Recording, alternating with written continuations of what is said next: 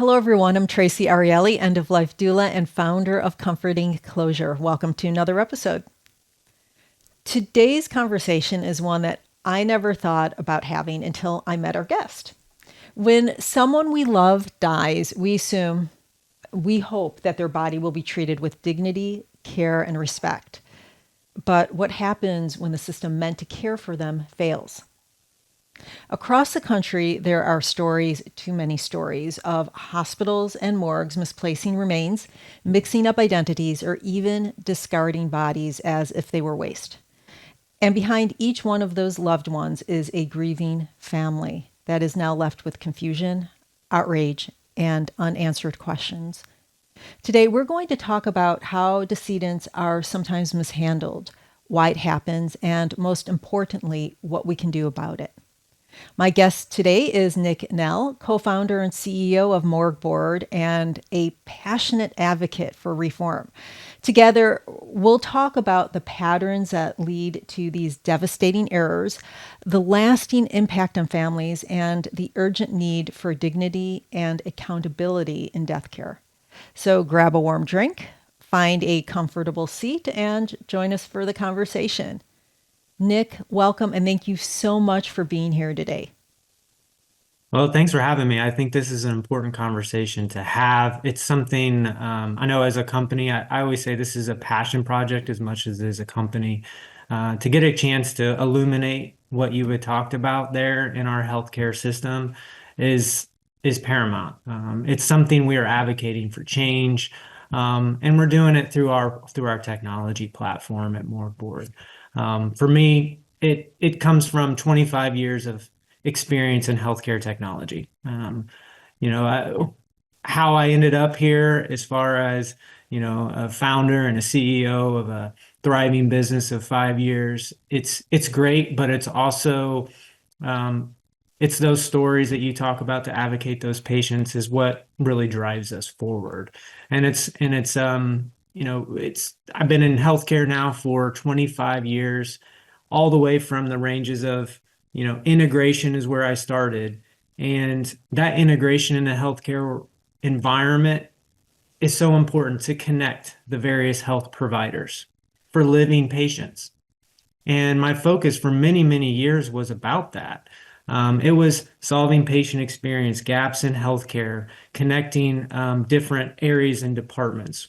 We all are patients, our loved ones are always patients. So it's kind of that passion that keeps those healthcare professionals engaged Yep. is through that work.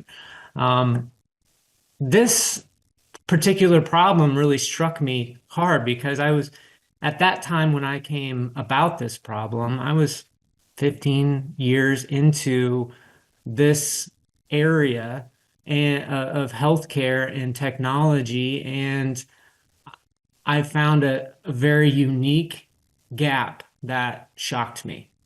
That the healthcare system I was working with at that time had a serious event where they cremated the wrong body.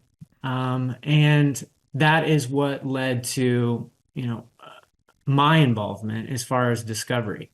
And then for that particular problem, um, it was it was truly about trying to understand what's happening.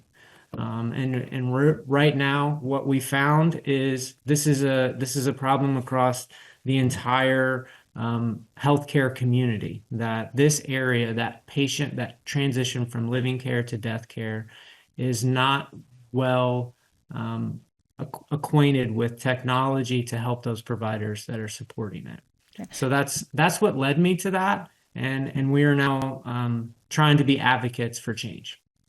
Yeah, you came from even though you were in healthcare, you were in the IT portion of healthcare. I know that Mhm. we talked about it and our similar backgrounds. How did you figure out that that initial problem that you found? How did you figure that out? I mean, and what was that moment? What did you go through? Yeah. So it's funny you mentioned that. I kind of smiled if you kind of saw that, from the IT world. I think this is always where I get um, just a small tangent. When you're in healthcare, I always tell people, yeah, it was in IT, but I was always in healthcare. Healthcare, you know, the when I was in the development space, I was in integration, I was optimizing workflows, and you have to understand what healthcare is going through. It's very complicated. It's a complicated process. It's complicated for a reason, to protect the patients, to keep things on track, and for care to happen the way it should happen, and to support the patients and the providers to do that. So I always felt like I was walking inside the shoes of healthcare professionals, um, which is really what helped me kind of create the passion in this space. And when I'll be honest, it was more like shock. Like it was almost I was almost humbled to the fact that I never thought about this. I can't believe no one else has. Like, not about a technical solution, just about how much more improvement in the healthcare industry we could do in this space. When you talk about how much technology is helping connect our healthcare community, how much it's helping our patients at home and virtually, and how much medicine in general is advancing, like that's the shock. It's two ways. Like, how is this part, such an important part of our healthcare environment, left without a supporting process and technology? Now, we hear a lot mishandling of remains, that term. And that term feels clinical and Mhm. devastating, Yeah. right? What are we really talking about when we use that phrase? Yeah, it's an error in patient care. Yeah. I think that's why we got to look at it. Um, it's it's it's an error. It's a preventable, potentially preventable error. It should be, and sometimes it's almost irreversible. Healthcare is local. That's the way I always like to look at it. These patients and families are expecting their loved ones to be handled with the same sort of care that they expect. And so when it's mishandling, the mishandling, it's almost feels, like we fumbled something, but it's not. It is truly an error in patient care. And when families are dealing with a loss, and kind of the most likely for most, hopefully this is a acute event for them. It's one event in life that they're unfamiliar with and struggling with. They don't know what the emotions are going through, and then to have to compound that with an error that is unexpected, it loses the focus on what the family should be respectfully going through, with the loss and dealing with the arrangements of that. And they're looking at those healthcare providers and those, as a supporting element for them, not a disruptive element for them in this process. And the mishandling of remains is a common term in this area. But truly, the way I look at it is it's an error in patient care. Yeah. I love how you look at it, that this person, even though that their body has died, that they are still a patient, and they're still, they still are a person. They're a patient, and they need to be cared for just as well as they were before the death. Mhm. That's significant. Someone who sits with families in grief, I've learned how much peace can come from knowing that loved one's body is treated with dignity. We really care about our loved one's remains. Mhm. So, what happens when that doesn't occur? What do families go through in your experience when things go wrong? Have you been privy to that at all? Yeah, I mean, through our clients and our stories, and when we kind of bring the solution forward, unfortunately, it's usually due to an event that's happened that's negatively affected a family. And you get to hear those stories, and for us, we get to hear the stories from all of our clients. That usually is what connects them to us.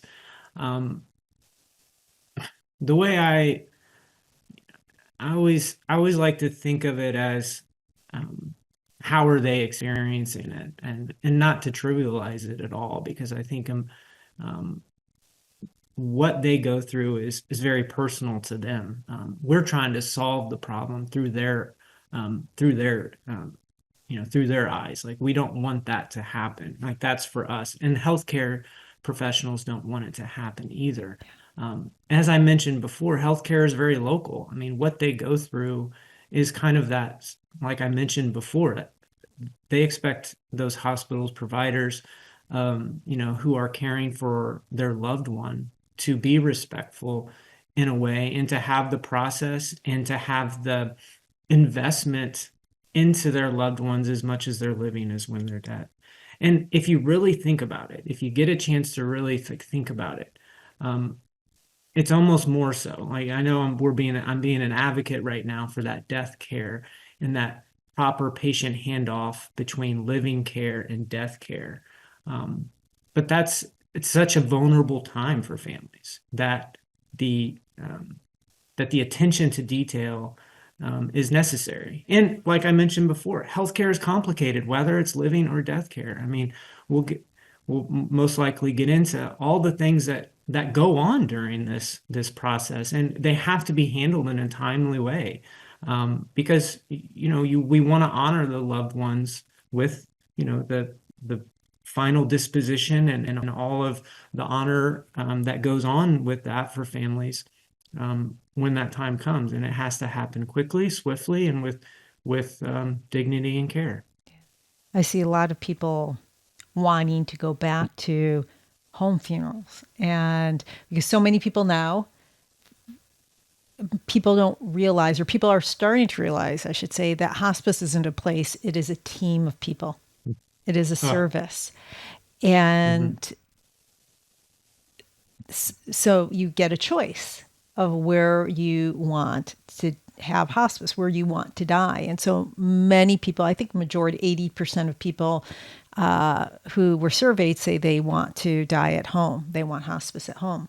And so I'm mhm, seeing more and more people wanting to have their funerals at home hmm, and wanting, I just have someone now we're planning her care and her funeral to be at home before she gets cremated. And it is a really interesting shift. I don't think that 2 years ago I saw it as much, but I'm seeing a real big shift now mhm, with it. And I think maybe one of the reasons is because of this, and because of wanting it to, wanting that control, and wanting to show that care and that love for the individual, that many mhm, hospitals, you just can't get that same level of love, heart there mhm, at even many times at a funeral home. And I have seen it done well. I mean, don't get me wrong. I've seen it done really, really well at funeral homes, and I've seen it done well at hospitals. I know that you and I talked about Stanford's Office of mhm, Decedent Affairs and how amazing that is, where the persons in the hospital, if their loved ones aren't there, or all their loved ones haven't had time to say those final goodbyes, that there are places in hospitals, and more hospitals are starting to do this, where it is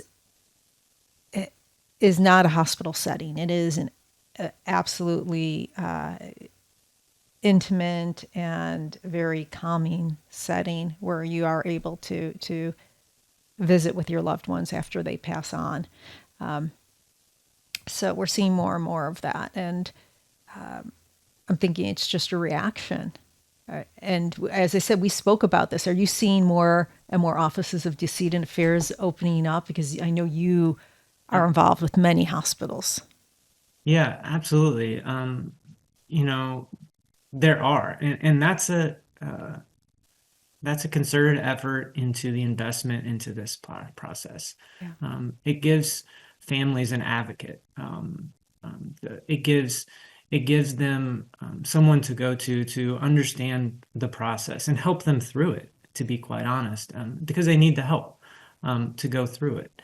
And I love when I hear about offices decedent affairs, specifically in the in the healthcare environment purely because of that. It's someone that they can walk through this journey together with. And those, clients that we have that have Office of Decedent Affairs, you see the passion that they have to support that. And that's what you really need. You need that compassion of care, just like you would need a compassionate nurse at bedside and a unit clerk to admit them in. I never ever forget that when people come to a healthcare facility, they are coming to you in one of their most vulnerable times. Is either they're scared or they're just sick and they need help. Either way, they're vulnerable at times, and there's no different in this space as well. So this Office of Decedent Affairs is perfect. It provides that compassion for this situation for patients and families. Yeah, it really humanizes things. It brings it back to being human. Yeah. People being human. Now, there are a ton of examples in the news that show us the mishandling happens more often than many of us realize. I love that you provided me with a spreadsheet of hundreds, I think it was hundreds of examples of this in the news. What are the most common patterns that lead to these tragedies? Yeah, there's a lot of commonalities. Like I mentioned, when we speak to our potential clients and those that we get to speak to that want to bring MorgueBoard in on it as a partner, it's common. It's common problems throughout, and some of them, those are articles, those are published, and those, some errors or potential errors, near misses, right? And it's not just the impact to the families, but it's also the impact to the folks that are providing the care. Those are passionate people too that want to care for the loved ones well. They just need a tool to help support them for that. Communication is huge. Just being able to communicate and having a digital record to help with that. But misidentification is key. Like I said, the EHR systems, they fall short in the fact that once the patient is deceased, things in the EHR, the living care record, really kind of turn off. And there needs to be that patient handoff. So a lot of that's kind of the root cause of the trickle down effect from that, all the way from misidentification to services that happen at death care, like autopsy, organ procurement. And I'll speak to that even just right now a little bit. If those services are mishandled, you're talking about a trickle down effect that someone that are expecting those organs to help sustain their life. And when that doesn't happen, you are now impacting a kind of a circle that family, that patient decided that organ donation was something they wanted to do, and those that need that. So when that doesn't happen in a timely fashion, you're impacting a series of events negatively.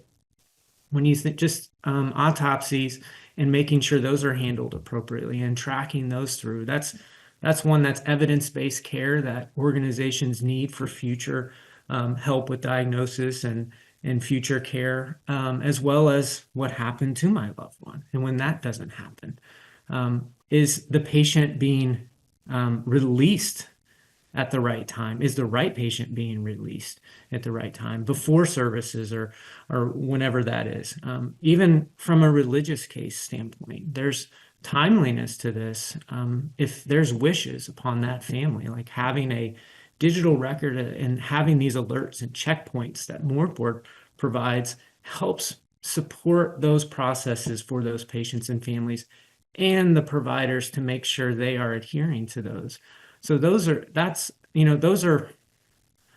some very serious ones as we just talk about them, but things that may on the surface feel less serious, like the loss of personal belongings, that may seem not as serious, but again, like we look at it, this is very personal. So whether that be a baby blanket or a family heirloom like a wedding ring, being able to track those and being able to say, We are now taking ownership, and that's back to the respect and dignity of each case, each patient, and being able to say, we are taking care of this for you.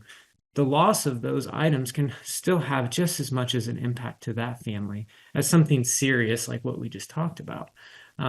So when we conceived this company, this passion company, but also the product in general, it was comprehensive. It was comprehensive to look at every problem within that can happen at this handoff between living and death care, and we wanted a solution that was solvent to all of it, and was able to support this process specifically in healthcare. Now, I'm really curious about what you see before, because we'll talk about MorgueBoard, but what do you see when you go to a hospital and they don't have something, they don't have MorgueBoard? What Yeah. are the, please don't tell me they're using like spreadsheets or like hyped up online spreadsheets or anything. Like, what are hospitals actually using that you see? Okay. Well, I won't say that first, but paper logs. I've seen paper logs, actual physical paper, with check-in logs like you would expect, 50, 60 years. Now, how big are these hospitals? I And mean, chicken scratches and whatnot. Actually, organizations that try to do this through a spreadsheet is kind of about as advanced as you could get. Some organizations do try to do this with some sort of, like a online list of things, but mostly, yes, it is spreadsheet, paper process, manual process, telephone, very manual, primitive tools, to support such an important part. And we can recognize that, and to be fair to that, some organizations, like, I mean, credit to, was so unequipped, to be able to handle the cases now, and to, we think about all the hundreds of negative cases, but the near misses and the a credit to the organizations that are doing okay with that. My advice, obviously, let's up the ability to make sure none of these cases happen. But that's what we see. That's what we see around. It is. You told me not to tell you, but it is. It's spreadsheet and it's paper process. And those of your audience today that are in this field, um, I would be shocked if they didn't agree. Didn't agree. That's what's happening today. Very manual, spreadsheet driven, wow. or some sort of custom homegrown, disjointed system. Even in the bigger hospitals, I mean, we're not just talking about small county hospitals. We're talking about, Yeah, we're talking big hospitals. Yeah. It's yeah, it's yeah. we've talked to hundreds of hospitals throughout the country. We've gone to conferences and talked to many people, and this is what we hear. This is what we hear. And again, EHRs just don't handle this. I think the big health systems feel, the EHR kind of has this, but the EHR, again, doesn't comprehensively handle this, because you're talking about, again, healthcare is local. You're talking about, outside cases. You're talking about, having a comprehensive inventory of things, not a single point of death. And then you have all these external components that feed into how care is delivered. And I think the assumption is that, it just lives in this small space. Everybody knows where, this happens in the hospital. It's in the back area of the hospital, and these, in the dark corridors of things. But it is still extremely important, to get it right.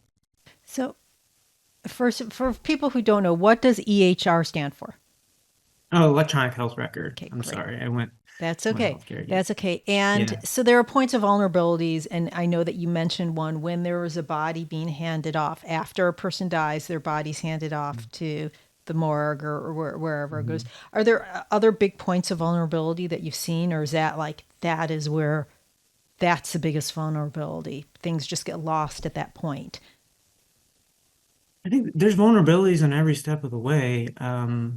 Yes, you know, to check in, you have patient transport. You got to check in, to where they're at, the safe handlings. You have, again, we talked about many of the different service lines, and you have different folks. You have organ procurement offices, and you got autopsy physicians and deaners. You could have medical examiners and those that are needed to you know check on the case, even as simple as patients that want to come in and view, again, like the belongings, making sure they're stored and appropriately. um, so there's vulnerabilities in every step when you think about all of the things that have to happen: notification next of kin, funeral home notification, being able to properly identify whenever they're there for release, and everything is vulnerable when it's manual and disjointed. And that's true in about anything that we do, and especially in healthcare. So those vulnerabilities exist in every step of the way. If there's manual, non-digital, not accountability, not a standard process in place, those vulnerabilities exist. If someone's loved one dies in a hospital or care facility, what are the questions that people should absolutely ask? What steps can they take to ensure that their loved one is taken care of properly? Mhm. Again, I probably said it two or three times. Healthcare is complicated, but you should never be too afraid to ask. I should never be too afraid to ask, um, how this is going to happen. Who can I talk to? So who is it that I call? Get a number. Be vigilant. Sometimes, it's so complicated that it feels, as healthcare, you get kind of saturated with different information, but you got to be vigilant to get those answers. Organization that has office of decedent affairs, ask, do you have an office of decedent affairs? That is primo best practice to have a department that helps those families help coordinate that transition. If not, ask who is responsible for, like, where is my loved one going to be, and how are they going to be cared for? Yep. That's always what I know that's what I will do now. Hopefully, if I hope I'm not in that position. I'm sure I will be, maybe at some point in time in my life, but Yeah. this experience has led me to be able to answer that question even for myself. I know now what to ask. And I hope that, those that listen here now are illuminated a little bit to, hey, let's ask questions about this. Let's make sure that, I know what's going to happen, and keep track of that and hold them accountable for that. I mean, that's the biggest thing. Do not be afraid to ask how organizations are doing this. Yeah, I think that we are so used now. We're so used to saying, okay, when my loved one's in the hospital, we have to be there. We have to ask questions. We have to push. We have to advocate. Mhm. But no one thinks about advocating for their loved one after their loved one dies. It's just something we don't do. We don't think about. Who Yeah, I will? think they have a lot of, I think they're probably dealing with a lot of emotions. Yep. They're also, their internal checklist goes off. I got to contact, you got the family stuff that you got to deal with. You're going to have to, well, some of the hardest things is getting, death certificate, which we didn't mention that. That's another thing that kind of helps in this, with this digital thing, to get the checklist, death certificate signed. So there's so much going on, and I think there is an assumption, and almost a rightful assumption, if you just put yourself in the families, that the hospital is going to care, has a really good process to care for your family. Um, I think it's always good to ask for that, and that's, I kind of give it a little, um, you know you would expect it, Yeah. but in our experience, it's not there. The quality of care in this space is not to the standard that it should be and needs to be. And I also think that you spoke about those checklists and what people are going through. And that's why it's so important to really think about this way before you need to. I Mhm. mean, I work with people who are not in hospice, are not even sick, and who are like, okay, what are we going to do? Let's create those, let's make sure that everything is neat and tied in a bow. Were all my utilities listed, all of my, let's go through the will, let's go through everything, document it, talk about with the family so they know where to find it, even though I'm only in my 50s and I'm nowhere near. But if something happens to me tomorrow, I won't have to Mhm. even think about that. I could focus on trying to get well, or my family could, So it is so important to be ready for this because it's going to happen. Just like it's important to be ready for college. It's important to be Yeah, ready when you have a child. You go through a yeah. whole bunch of stuff before that child is born. Mhm. It's, this is what you have to Preparation do. is always a key to success, Yes. in many ways. And this in this part of life and part of what we go through, preparation is it always puts people ahead of the game for sure. Yeah. I always talk about having a good death, and this is part of it. I know that at the end of my life, I don't want to be worried. I don't have to be worried about that kind of stuff because it's Mhm. taken care of. Mhm. And I could enjoy as much as possible that Mhm. part of my life. So we talked about how people should be proactive, how they should be their own advocates, advocates for their loved ones after they die.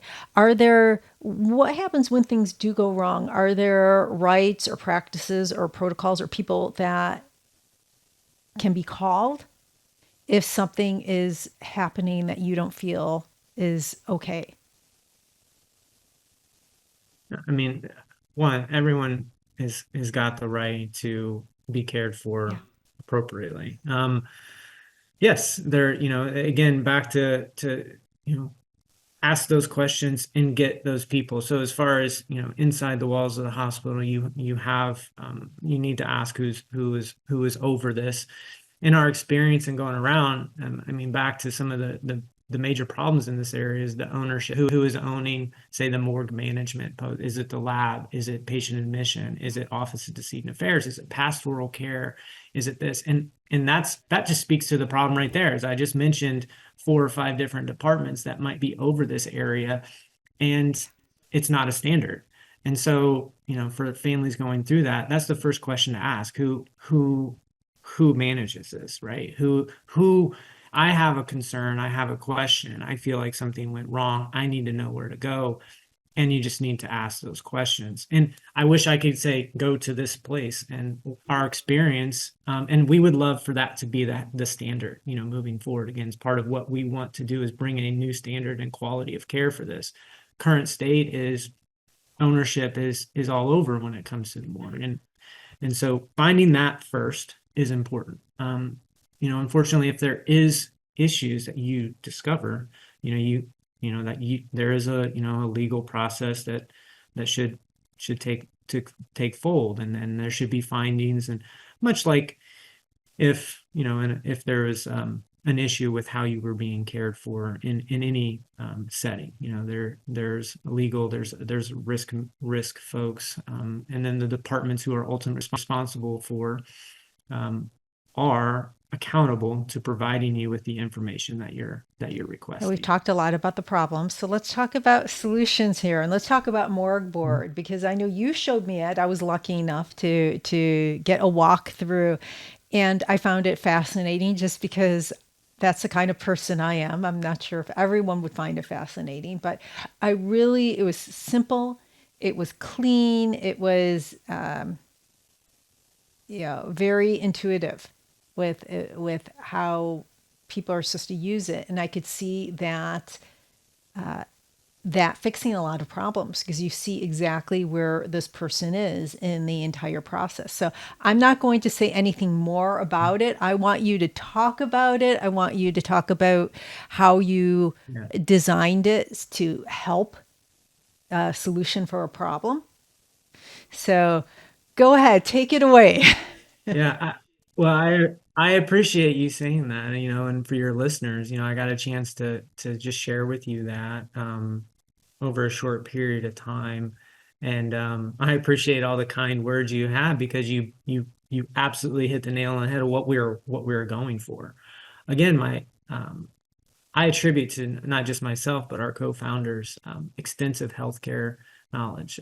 So when we started this, it was me and two other individuals who, Nick and Dom, who um, wanted to bring about a design element to this. Yes, we were problem focused, but we knew in this space the challenge that we were going to occur going from a paper process. It needed to be easy to use. Bringing in new technology to a process that's kind of unknown presents its own problems, just its own problems. It has to kind of fit perfectly in there and not be a disruptor, but an additive and a supporting to it. So, everything that we talked about with the problems, we you'll hear us say that, and I think you even said it, and I'm sorry if you didn't, and I'm putting words in your mouth, but that um, easy to use, elegant design to solve all of the problems was very important to us. And some of the main problems we wanted to see is bring visibility. First and foremost, we want to bring visibility to the process. And then we wanted a solution that if you're going from a paper clipboard, that you can kind of walk the journey of maturity using MorgueBoard. So it's very customizable. It's very shrunk down to replace the clipboard, or it's very extensive to bring barcoding, bring integration to EHRs, full circle, inbound and outbound, and being able to be essentially an extension of your electronic health record in this death care process. It can be built for alerting to maintain process integrity, for all those. It's also built on, again, back to our healthcare technology background. It's built on some of the highest security platform. We invested heavily on our platform to be a secure, trusted platform, and I'm proud to say that, in every one of our clients, we have to go through a process of security, and we built it at its highest trust security level as well. So it was, I'm glad you saw it so simple and easy to use because it was very intentionally built that way, to bring visibility, to bring a communication of all those parties, whether it be the lab or transport or security or pastoral care, that they all have their own view and their piece, their secure part of the process, and able to see it all electronically. And then, it's just like anything else, you're bringing everything together that want to do good, as far as they want to do right by all what they're responsible for. So that's that's the design theory for it. It truly is the comprehensive death care management system And I in the love how you industry. had it was so easy to see when a person is donating, is an organ donator. I mean, even it's like you see that person and you see if there's religious, considerations, if you could see it's just right there, and everyone who is taking care of that person, it Yeah. makes it obvious. Yeah, so yeah, that's our, that's part of our things. We wanted it to be visible, and not just, those things you're talking about, and back to the problems, like making sure services are happening when they happen, but also making sure if there's infectious disease, right? We want to support our providers too. We want to make sure that it's safe, that they're safe. All the way from how long has this patient been here? Do we just need to start, if you're the Office of Decedent Affairs and you need to get on the phone, we have something going on here, like we need to get answers. Um, you know, each case card, we look at it, and in our product, you see every case is its own story, and our extensive case details tell that whole story, as well as it creates a digital record. We keep track in our case timeline, one of our newest features. It tracks everything that has done from the time the person was checked in to the time that it's checked out. And even if it needs to come back, we keep a continuity of death care record through our case timeline, which really helps to answer those questions. Should someone come and to an organization and say, hey, I have some concerns, what happened? When you have nothing but a paper clipboard and a few scratches on a clipboard, organizations aren't equipped to answer those questions that patients rightfully have. Well, thank you. I have one last question. This is the open question. If Sure. you could wave a magic wand, right, and implement one systemic change today, what would it be and why? Great question. You're limiting to me to one. This is a tough, I ask the hard hitting questions right there, right? That is, no. What is Yeah, one? right. The magic one and one wish. Usually, this is a genie provides three wishes, usually, right? But I'll try to do it with one and not be too vague with it. But it's the investment. Investment in this area. Healthcare is regulated. Healthcare is complicated. Healthcare has taken huge leaps and bounds in technology and care delivery and patient experience and all these leaps and bounds. There's great work happening everywhere. Invest in death care. Invest in this part of the product. That's probably where I'd wave my wand. Some of the challenges we face, and yes, we're a company that's providing a service to organizations. But again, our company is built on passion. And some of the frustrating parts that we have, back to waving my magic, it's not convincing, those that we interact with, we get to share, we collaborate. We essentially become a partner in how they're dealing with this problem. But organizations, I feel like, have a hard time understanding or investing in this process. And mostly, I think it's because it's not known. So if I could wave a magic wand, it's to illuminate how important this is to get right. And that this truly is, for organization leaders, this is your reputation. This is your values. This is what the communities expect you to provide. This is all that. And there's people in your organization that are doing this the best they can without the right support, whether it be investment in tools, with something more important, people, or truly just the awareness of how important this is to your organization. So that's probably my magic wand, is to maybe have them listen to this and and really just take this area of healthcare more seriously than we Because it have is in the part of past. healthcare. It's not only healthcare for the decedent, but it's healthcare for their families. It is absolutely healthcare for their families, and making sure that their loved one is taken care of. So, well, Nick, thank you so much for being here today, and really for the heart and the passion that you bring to this overlooked topic.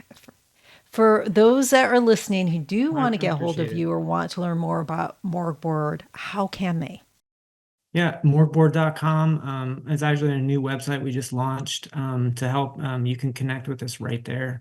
My email is pretty simple, nick@morgueboard.com. That's just spelled out, morgueboard.com. You can reach out to us or my team through there. And I appreciate just the conversation. It's always great to have this conversation, because again, we have a passion to solve this problem in this industry. It's what keeps us going. There's, in business you have ups and downs, but it's truly this passion that keeps us going. And my passion is shared with, Nick and Dom, my other two founders, who, we collectively sat in a room and said, let's go after this, and we have been steadfast to bring this. And I hope we are making a difference. And that's good. And I hope that we can continue to make a difference. And thank you so much for having me. Appreciate it. Listeners, I know this episode wasn't easy to listen to. When we talk about death, we're not just talking about endings. We're talking about the care we show in those final moments and beyond. Asking the right questions, speaking up, and staying informed can make a difference. Our loved ones deserve dignity, not just in life, but in death, and we have the right to expect it. Thank you for joining us. If you have any questions, please comment below or reach out to me directly. And if you found this conversation to be helpful, please like, share, comment, and subscribe. This is Traci Arieli from Comforting Closure, wishing you peace and comfort in your journey. Until next time, take care.